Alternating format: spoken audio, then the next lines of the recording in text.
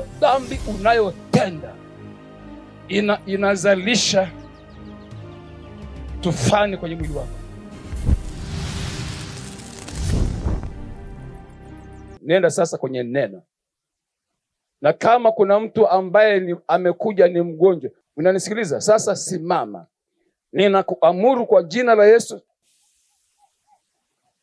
Tayari vilivyoko ndani mwake sasa vinayoyoma. Mpigeni Yesu makofi. Kwa jina la Yesu wa Nazareth, rise up. Unaona? Huyo ndio Yesu, nazungumza habari zake. Hiyo ni ishara kwamba tayari Yesu ameshashukia uwanja huu. Hakuna mmoja wenu hapa ambaye ana kansa leo naondoka nayo kansa, ukimwi, chochote. Sasa twende kwenye neno. Mpaka tumaliza hapo Yesu ameshaosha kabisa. Twende kwenye neno. Mathayo mlango wa 9. Akapanda chomboni, akavuka, akafika mjini kwao. Na tazama, wakamletea mtu mwenye kupooza amelala kitandani. Na Yesu alipoiona imani yao, alimwambia yule mwenye kupooza, jipe moyo mkuu mwanangu, umesamehewa dhambi zako. Umesamehewa dhambi zako. Tuanze hapo. Ameona mtu aliyepooza ameletwa kwake. Mtu aliyepooza ambaye hawezi kusimama, hawezi kutembea, hawezi kuinua mikono. Amepooza. A paralyzed person. Akaletwa kwa Yesu. Yesu badala ya kumwambia kwamba ugonjwa wako wa kupooza uondoke, badala Yesu kumwambia ugonjwa wako wa kupooza uondoke, eti anamwambia umesamehewa dhambi zako. Dhambi za huyu mtu zinahusikaje na kupooza kwake? Magonjwa yote kama nilivyokuambia jana ni matokeo ya dhambi. Joshua soma mstari wa 9, Mathayo mlango wa 9. Na Yesu alipokuwa akipita kutoka huko, aliona mtu ameketi forodhani aitwaye Mathayo. Akamwambia, nifuate. Akaondoka akamfuata. Ikawa alipoketi nyumbani ale chakula, tazama, watoza ushuru wengi na wenye dhambi walikuja wakaketi pamoja na Yesu na wanafunzi wake. Mafarisayo walipoona, waliwaambia wanafunzi wake, mbona mwalimu wenu anakula pamoja na watoza ushuru na wenye dhambi? Naye aliposikia aliwaambia, wenye afya hawahitaji tabibu, bali walio hawawezi. Lakini nendeni mkajifunze maana yake maneno haya, nataka rehema wala si sadaka, kwa maana sikuja kuwaita wenye haki bali wenye dhambi. Asante sana, naomba ukae. Ni kwa nini sasa huyu mtu aliyepooza alipoletwa kwa Yesu kama alivyosoma hapa Joshua? Yesu akamwambia, mwanangu, umesamehewa dhambi zako. Ni kwa sababu kila dhambi unayotenda inazalisha tufani kwenye mwili wako. Kila dhambi unayotenda au utakayotenda, jua inakwenda kukuzalishia mbegu ya mauti kwenye viungo vyako. Kila dhambi. Kama una dhambi ya chuki, sasa hivi inawezekana una ugonjwa wa moyo ya chuki. Kama una dhambi ya kusengenya, jinsi ambavyo watu wanaosema wameokoka wanasengenyaga kweli, utakuta na ugonjwa labda wa kisukari, ana ugonjwa labda wa figo, ana ugonjwa labda wa kansa. Ndio maana Yesu akasema kwa mtu aliyepooza, umesamehewa dhambi yako. Ukisikia ugonjwa wowote kwenye mwili wako, kuanzia ninavyozungumza hapa, usikimbilie kwa mahali popote. Kimbilia ni nini libaya nimemtenda Mungu wa mbinguni. Sikiliza, kwenye mwili wako kuanzia sasa tunapoagana jioni hii, ukisikia kama sikio lina shida, ukisikia kama moyo unakwenda mbio mbio, au kiuno au mgongo, au zio au tumbo lako la uzazi au tumbo la chakula, tumbo linauma linang'ata, shingo, mahali popote kwenye mwili wako, ukisikia itilafu kwenye mwili wako na haiondoki hiyo itilafu, au kama ikiondoka ni kwamba inahama mguuni inaingia kwenye sikio, au inaacha kichwa kuuma, sasa ni moyo unauma au ni figo, kinahama toka kiungo hadi kiungo. Ukishasikia hali hiyo ya maumivu kwenye mwili wako na yanakaa au yanabadilishana sura, maumivu haya yanaacha kuwa ya tumbo yanakuwa ya kichwa, mwezi ujao yanaacha kuwa ya kichwa yanakuwa ya figo, yanaacha kuwa ya figo yanakuwa kibofu cha mkojo. Sasa mkojo unatoka kwa shida. Jiulize, libaya gani ambao nimekutenda Mungu wa mbinguni? Ndio maana Yesu anasema hivi, wewe uliyepooza umesamehewa dhambi zako. Ukisamehewa dhambi zako, ukasamehewa zikaondoka. Kama umetubu dhambi, sikiliza, kama wewe ni mtu unayesema umeokoka, na ile siku uliokoka ule wokovu, wanakosema andika jina langu kwenye kitabu cha uzima. Kama uliwahi kuombewa na mtu yoyote sala ya toba, na ulipokuwa unaombewa sala ya toba, huyo mtu alikwambia sema hivi, andika jina langu kwenye kitabu cha uzima, futa jina langu, haujatubu dhambi kabisa, na jehanamu unaenda.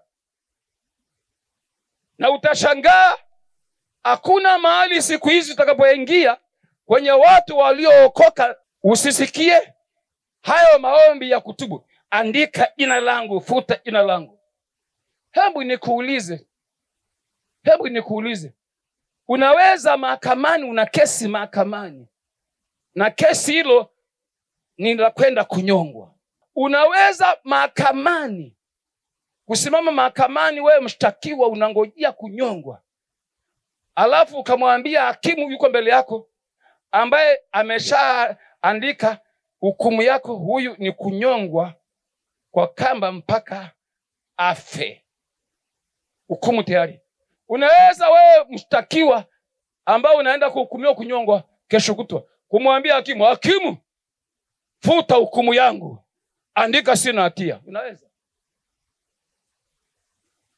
Unaweza? Mwangalie shetani jinsi ambavyo amebobea kwenye watu wanaitwa makanisa ya kiroho na viongozi wao. Unaweza kumwambia hakimu ambaye wewe tayari umeshahukumiwa kunyongwa, ukamwambia hakimu, hakimu, futa jina langu kwenye hatia, andika jina langu hivi kwenye hukumu, sina hatia. Unaweza?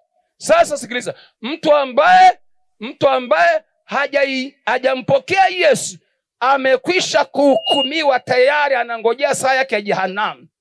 Nisomee Yohana mlango wa 3. Ndio toba ya watu wanaitwa Pentekoste. Andika jina langu, futa jina langu, andika. Eti hiyo ndio kutubu.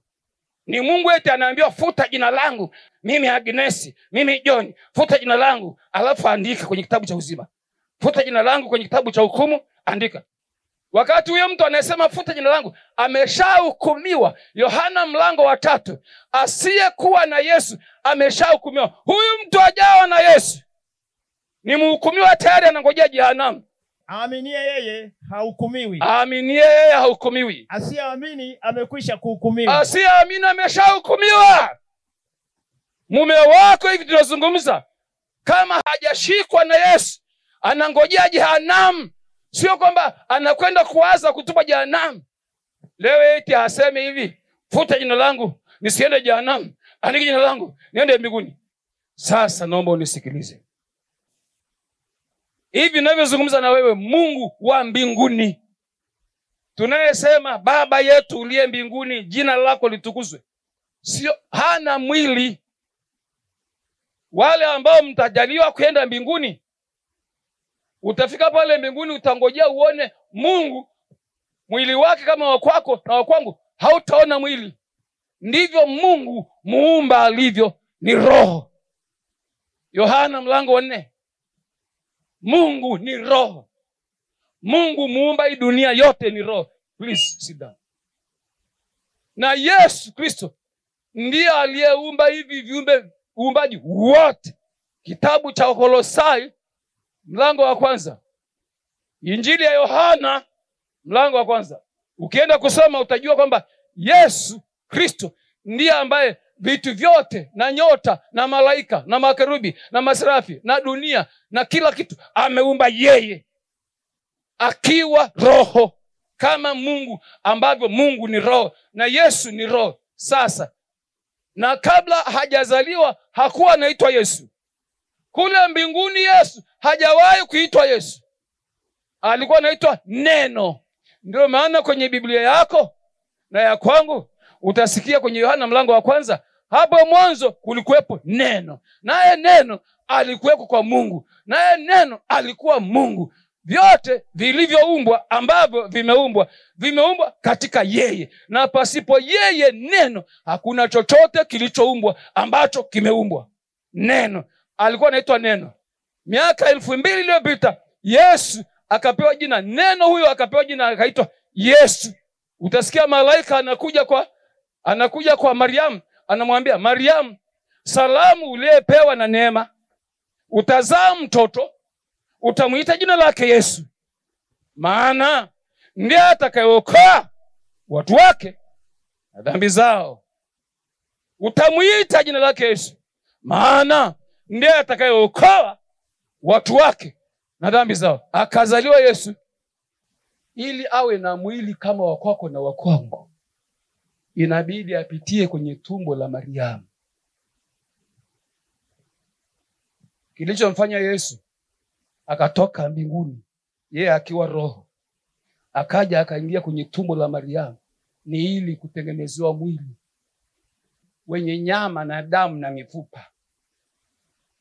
Basi sikiliza, ni ili Yesu apate kutengenezewa na Mungu Baba mwili. Kaa hapa ndani, Yesu akiwa roho ndani kwenye tumbo la Mariamu, Yesu ameingia kama roho. Sasa tunataka Yesu awe mwili, na lengo la huo mwili ni ili ukauawe. Basi,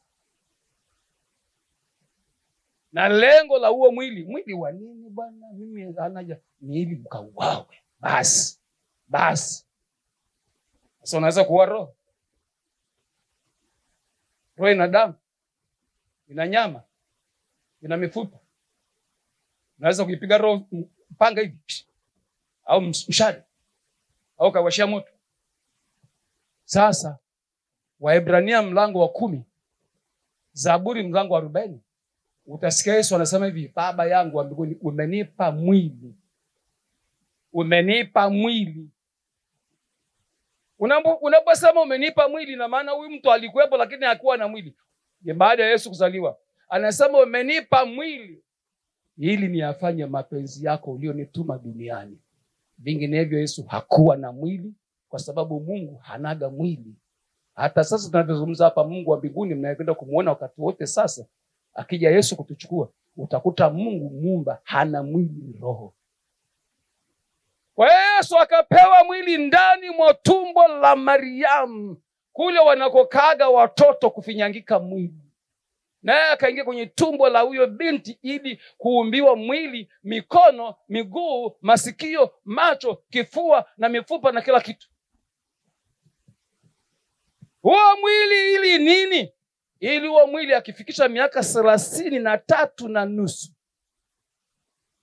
ili huo mwili ukishazaliwa kama mtoto anavyozaliwa kliniki, akishamaliza miaka 3, 4, 5, 6 mpaka miaka 33.5 ameshakuwa ni mtu mzima mwenye kujiamulia mambo yake, kukataa au kukubali. Na ndio maana Yesu hakuuawa akiwa na miaka 3 au miaka 6, kwa sababu miaka 3 na 6 au 10 hapo mtoto hajawa na hiari ya kujituma mwenyewe anavyotaka. Yesu akafikisha miaka 33.5. Huo ni umri ambao Yesu anaweza kujiamulia mwenyewe, anaufahamu. Yesu sasa anaenda akiwa na miaka 33 msalabani kwa hiari yake. Sio kwa hiari ya sasa kulazimishwa na Mungu Baba yake wa mbinguni.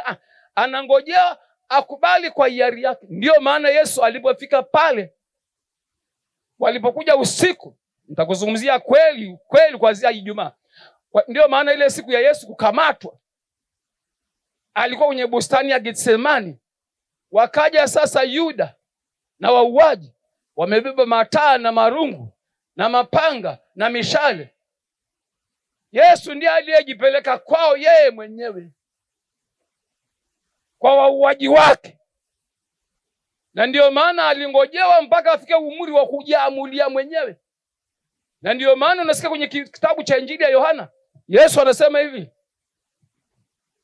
Baba yangu hunipenda kwa sababu nautoa uhai wangu mwenyewe, na kisha nautoa mwenyewe, natoa shika uhai wangu. alafu naurudishia mwenyewe uhai wangu, wala hakuna anilazimishaye. Kwa hiyo Yesu, Mungu akangojea Yesu afikie miaka atakaojiamulia yeye. Kama Yesu angeamua kuuawa kwa na miaka 60, angeuawa kwa na miaka 60. Uamuzi wa kuuawa angefikia akiwa na miaka 70, angeuawa msalabani akiwa na miaka 70. Kwa hiyo Yesu alipewa mwili. Yesu alipewa mwili. Ilibidi lazima aingie kwenye mtu yeyote wa kike ambaye Mungu alimchagua, mtu yeyote wa kike kwenye tumbo la uzazi, ili Mungu amtengenezee viungo, mwili wa nyama na mifupa na masikio na ubongo na kila kitu. Ndiyo maana Yesu akapitia kwenye tumbo la Mariam binti yule bikira, anaitwa Bikira Virgin Mary. Sikiliza, ili miaka itakapotimia ya yeye kujituma, ajitume kwenda kuuawa, kifo kitakachomsababisha Mungu akusamehe wewe na mimi.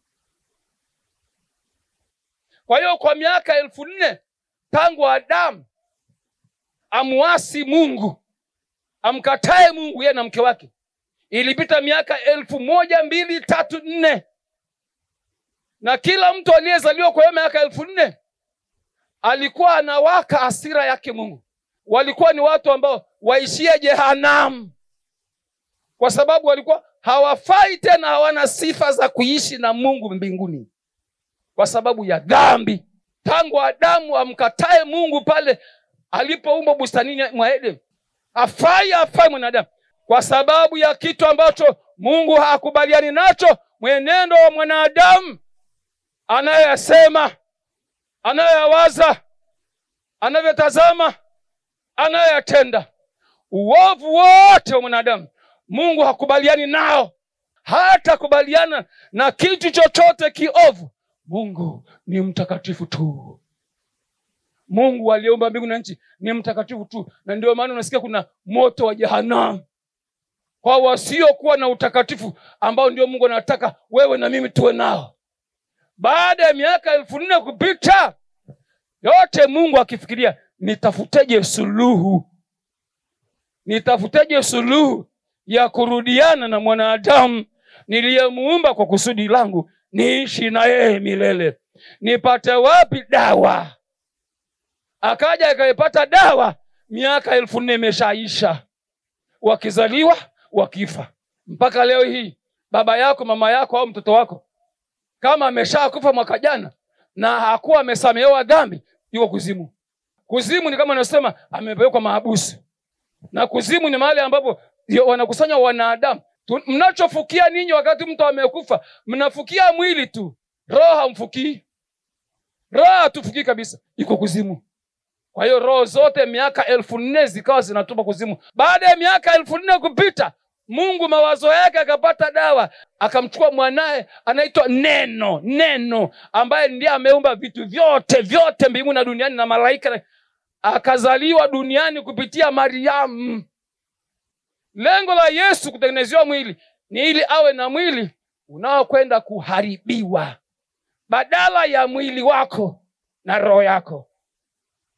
Mwili wako na roho yako vinavyotenda uzinzi, kuiba, kutukana, ulevi, ibada ya sanamu, uovu wote ambao wewe umekuwa ukitenda tangu uzaliwe mpaka leo, ili Yesu arundikiwe juu yake yeye pale msalabani. Kwa hiyo kama wewe au kama mimi uliwahi kuwa mwasherati, ili Yesu sasa afanyike ndiye mwasherati badala yako, ndiye mlevi badala yako, ndiye mwizi badala yako.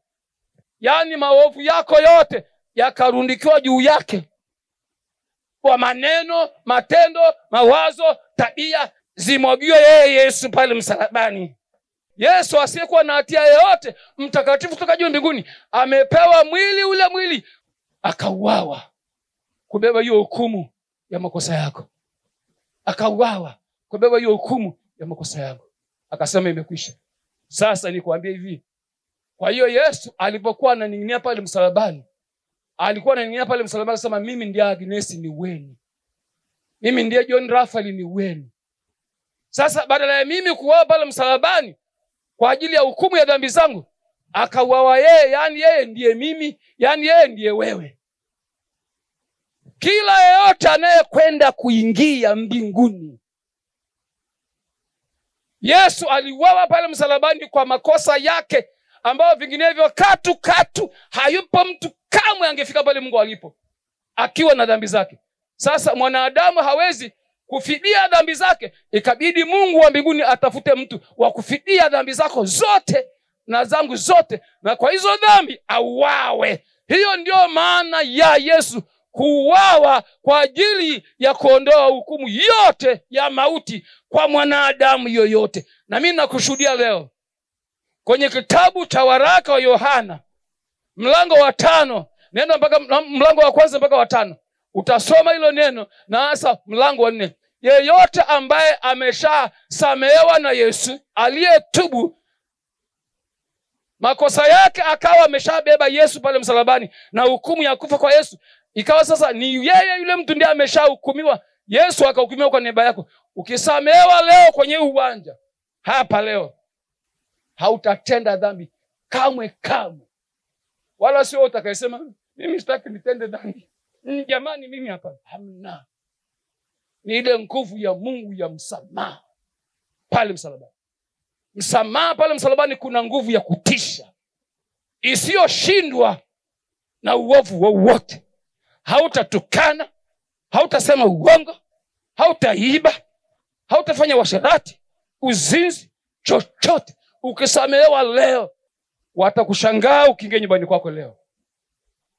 Watakushangaa. Atakushangaa mume wako, atakushangaa mke wako, kwa sababu atashangaa ni nini kimemfanya mke wangu, mume wangu namna hii. Ulikuwa unatukana, hujui tusi. Ulikuwa muongo, hujui uongo. Ulikuwa na hasira, hujui hasira. Kiburi, una kiburi. Uzinzi, una uzinzi. Chochote sio wewe utakayeweza. Ndivyo msamaha wa Yesu pale msalabani ulivyoandaliwa na Mungu, na hao ambao wakishasamehewa hawatendi dhambi kamwe, ndio wana wa Mungu wa mbinguni, wanaokwenda saa yote kuondoka humu duniani. Hawaendi kujiondosha wao, na Mungu anangojea idadi ya hao watakatifu. Hao ndio wanaitwa watakatifu. Sio kwamba utaona mtakatifu anapita pale amevaa nguo nyeupe. Watakatifu, unaposikia Biblia inasema mtakuwa watakatifu kama nilivyo, na mtakatifu na azidi kuwa mtakatifu. Sio wewe utakayesema niacheni mimi, nimeshaokoka jana pale kiwanjani, nataka niwe mtakatifu. Sio wewe. Watakuona na sura yako hivyo hivyo kijijini, nyumbani kwako, mke wako, mume wako hivyo hivyo. Utakuwa unapika uji hivyo hivyo. Utakuwa unakula chakula na mchicha na kisamvu hivyo hivyo. Utakuwa unavaa nguo zako na kanambili zako hivyo hivyo.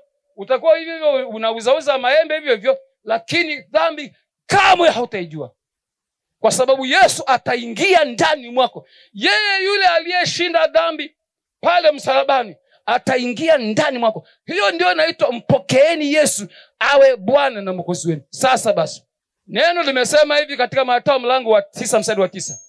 Wakamuona Yesu ameingia nyumbani kwa Mathayo mtoza ushuru. Wakaanza kusema Mathayo si mwenye dhambi? Kwa nini Yesu umeingia kwa Mathayo mtoza ushuru? Na makahaba wako na wewe mnakula chakula hapo cha jioni, mnakula ugali na ubwabwa na mchicha. Biblia Mathayo mlango wa 9 mstari wa 9.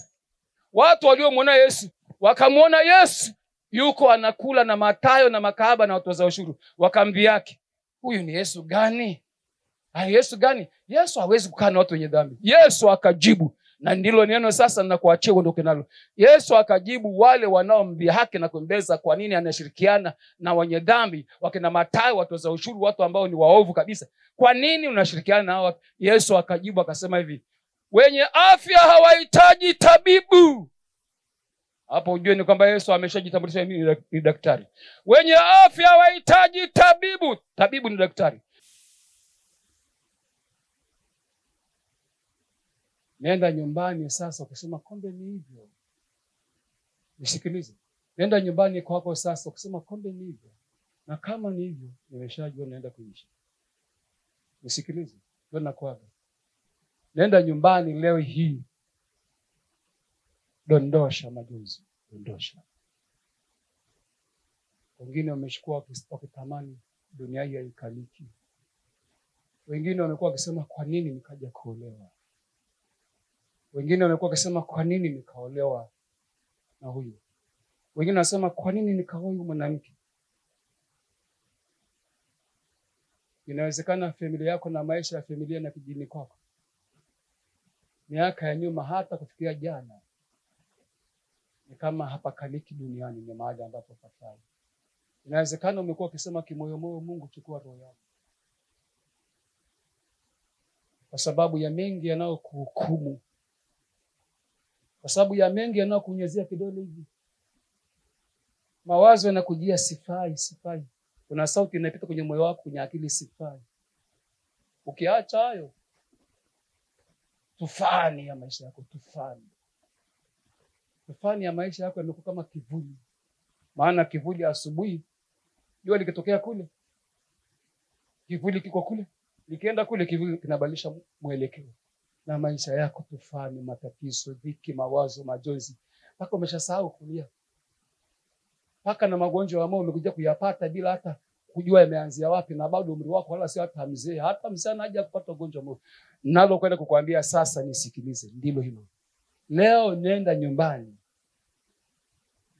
Yesu akufungashie kila ambacho sasa kinakwenda kubadilisha mwelekeo wako kabisa wa maisha yako. Akaulizwa, unakaaje na mtu hafai namna hii? Yesu akaulizwa, nenda na hilo neno sasa. Yesu akaulizwa na watu wakubwa kabisa, wewe Yesu, nakushangaa, unakaaje na mwanamke wa namna hii, na wanawake na binti na vijana na wazee na wakina baba wa namna hii hawafai? Yesu akasema hivi, je, na mimi naulizeni swali. Mtu ambaye haumu mahali popote anahitaji daktari. Wenye afya wanahitaji tabibu. Tabibu ni daktari. Si ni wagonjwa ndio ambao wanahitaji daktari? Mimi nimekuja nitibu watu ambao hawana afya. Afya anayozungumza Yesu sio hii ya mkono ambao unauma hapa kwenye kiwiko tu. Anzia utosi mpaka unyayo. Nenda kiungo chako, kiungo mpaka mshipa wa fahamu wa damu. Nenda kwenye jicho lako. Maliza kuzungushia viungo vyako vyote, afya iko wapi, afya iko wapi? Nenda kwenye ubongo wako sasa ndani, afya ya ubongo. Ukimaliza sasa hivi kusearch mwili wako wote, sasa mruhusu Yesu afanye kambi kwenye moyo wako, uone atakachokutenda. Mpaka Mungu anasema nileteni huyo mtu sasa hivi. Mbona anafanana na mimi? Tayari mleteni. Atakuosha Yesu. Kuanzia leo utaona nyumbani kwako, wewe ukiondoka hapa, wewe unashika njia, mimi nakuaga, unaondoka, unaenda kila mtu na njia yake. Utaona leo nyumbani kwako pana kwenda kueje. Ukifika tu sebuleni hivi, ukifika jikoni, ukifika chumba chako cha kulala, ukilala leo usiku, utasema ni hali gani hii? Mbona sijawahi kuishi hali hii? Yesu akasema wenye afya hawahitaji tabibu, ambao hawana kikohozi wala kichwa wala kilungulia wala tumbo wala mgongo wala sikio. Hawana haja ya daktari asafiri kutoka mbinguni kuja duniani. Nimesafiri kutoka mbinguni kuja duniani, anajisema Yesu, ili kumponya kila mtu roho yake na mwili wake, na kuondoa makosa na dhambi zote. Hakuna ugonjwa mbaya kama ugonjwa wa dhambi. Hakuna ugonjwa mbaya kama ugonjwa wa mauti. Na hakuna daktari duniani atakayeitibu mauti. Hayupo. Weka mikono yako miwili kifuani mwako. Useme na mimi maneno haya ninayosema kwa sauti kubwa kabisa ya furaha, lakini hapo ya machozi. Kwa sauti kubwa kabisa ya furaha, ya kujiamini, ya kufurahi kwamba leo mbinguni kwenye kiti cha enzi Mungu amekukubali, amekutambua, ametuma mwanae Yesu kufidia makosa yako yote. Usiondoke tena hapa dhamiri yako ikikushtaki ni mchawi, uliwahi kufanya ukahaba na huku umeolewa, uliwahi kuiba, kuua mtu. Usiondoke hapa. Yesu hata ruhusu tena uondoke, na siku za maisha yako hutasikia tena hukumu kwenye dhamiri yako wala kwenye mawazo yako. Utaondoka hapa leo Yesu akikupa amani. Lakini hembu fuata haya maneno nayo kuongoza kwa uaminifu na kwa kuzingatia. Sasa paza sauti ukisema hivi: Mungu Baba yangu wa mbinguni, nimelishika hili neno la hapa mwisho, ya kwamba Yesu mwanawe pekee uliyemtuma msalabani Golgotha kuja kuchukua hukumu yote ya dhambi zangu, akahukumiwa yeye makosa yote na hukumu yote ya uovu wangu wa kutenda, kunena, kuwaza na kutaka. Kila jambo liovu la roho yangu, mawazo yangu, mwili wangu, viungo vyangu, Yesu ameadhibiwa kwa ajili yangu na kwa niaba yangu, kwa kuuawa kwake hadi mauti ya msalaba, ili kunisafisha mimi nifae mbele zako. Akaimwaga juu yangu damu yake ya agano. Baba yangu Mungu muumba, nimelishika hili neno. Yesu Kristo akiulizwa kwa nini anahusika na wenye dhambi kama mimi, na Yesu Mwokozi wangu ukawajibu wale waliokuwa wanakuhukumu, ukawajibu kwamba wenye afya hawahitaji daktari, bali wagonjwa kama mimi niliyeoza mwili wangu maradhi ya shetani, kama mimi nilivyooza roho yangu dhambi za shetani. Ndiye mimi. Yesu alisema amekuja kwa ajili ya wagonjwa, kuwatibu wenye maradhi.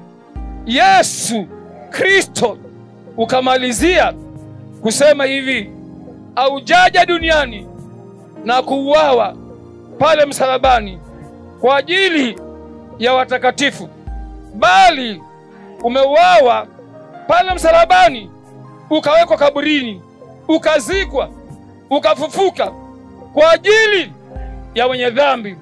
Ndiye mimi. Nimeoza kwenye familia yangu, wanajua wizi wangu. Familia yangu nyumbani kwangu wanajua uovu wangu. Majirani wanajua, ndugu zangu wanajua, malaika wanajua, mbinguni kote ninajulikana nilivyo. Kijijini mwangu na dhamiri yangu vyote vinashuhudia wizi wangu, ushirikina wangu, kuiba kwangu, kusengenya, hasira, uizi, kuabudu ibada ya sanamu na kuua watu, na uasherati na uzinzi na hasira na hila na kila ubaya. Mimi mwili wangu na roho yangu ni jalala.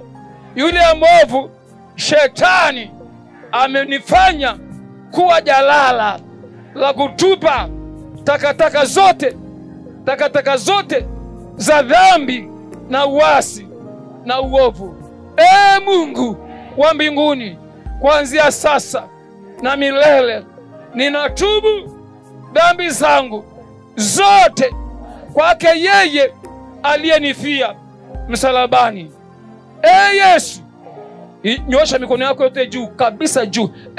Yesu, nyosha juu kabisa, usikunje mikono, nyosha juu kabisa kama unaangalia juu angani.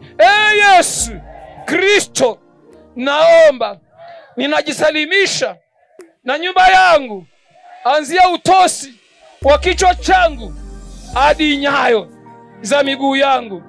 Unishike kichwa changu chote na viungo vyote vya kichwa, ubongo wangu, masikio yangu na kinywa changu na meno na pua na masikio, kichwa chote na shingo yote na kiwiliwili na mikono na moyo na mapafu na figo na ini na bandama na tumbo langu la chakula, utumbo mpana na mwembamba na tumbo la uzazi na kibofu cha mkojo na viungo vyangu vya uzazi na viungo vya kusaidia na mikono na miguu na ngozi ya mwili wangu.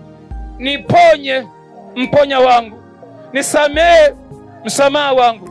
Niponye mponya wangu, niponye mponya wangu. Usibakize kiungo chochote bila kuniponya.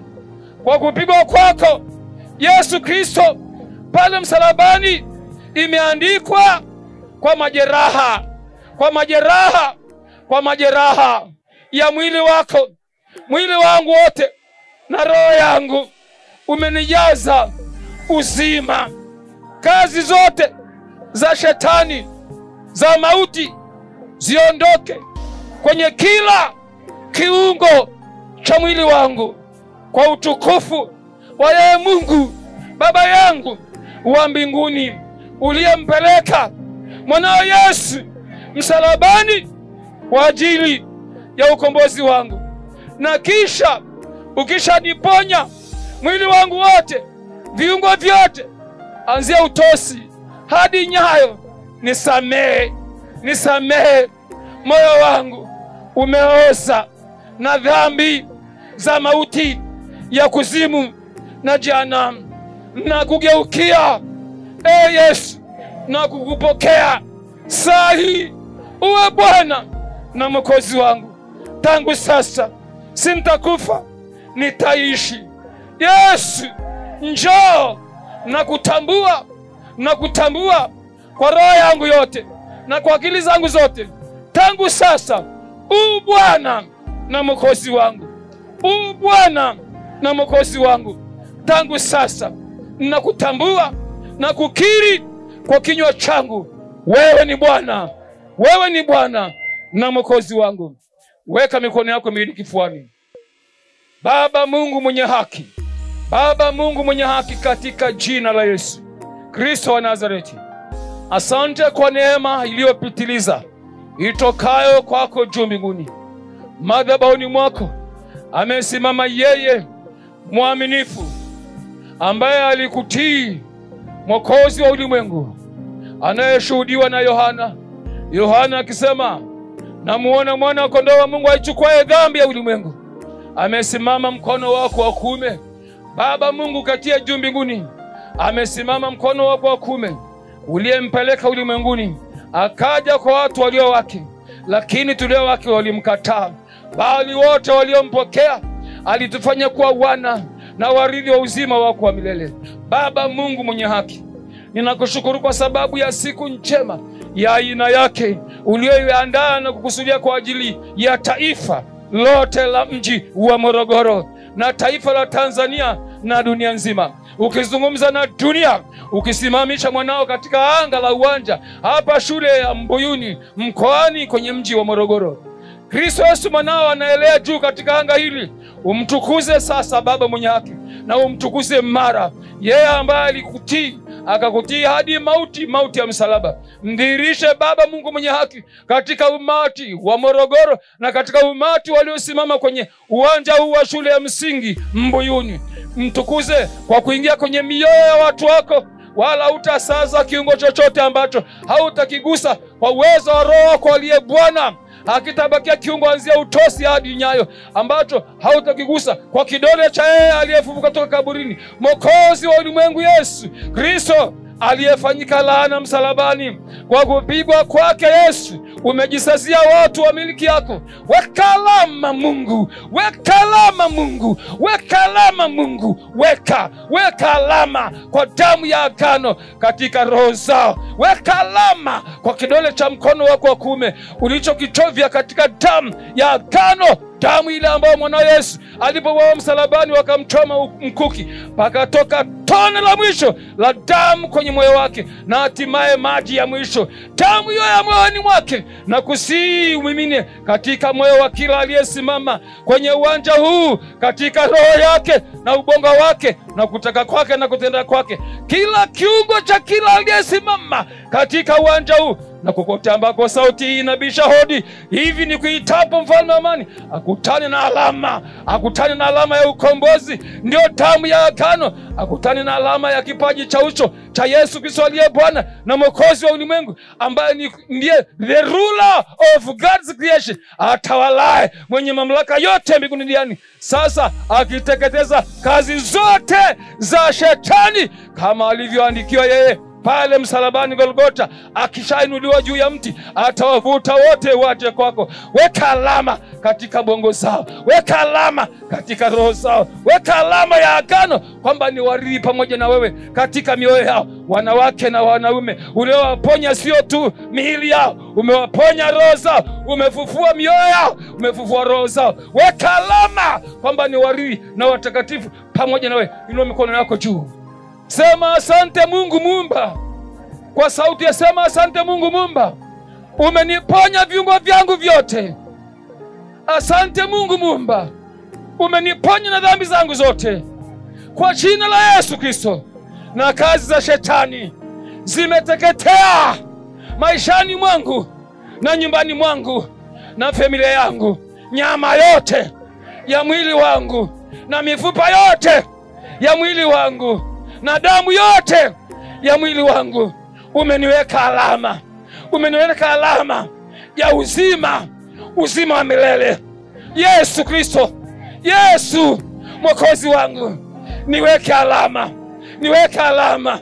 Nikienda nyumbani kwangu leo, waone umeniweka alama. Kwenye chumba changu cha kulala, kijua umeniweka alama. Njiani nikipita, vitu vyote vya shetani vinipishe mie, maana umeniweka alama kwa siku za maisha yangu. Hata utakapokuja kunichukua, umeniweka alama. Mpigie Yesu makofi ya alama.